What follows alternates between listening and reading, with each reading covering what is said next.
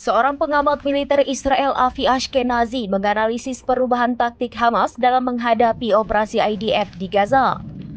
Dia menyebutkan bahwa Hamas kini memilih untuk menyimpan kekuatan tempur dan menghindari konfrontasi langsung, lebih memilih bergerak melalui terowongan.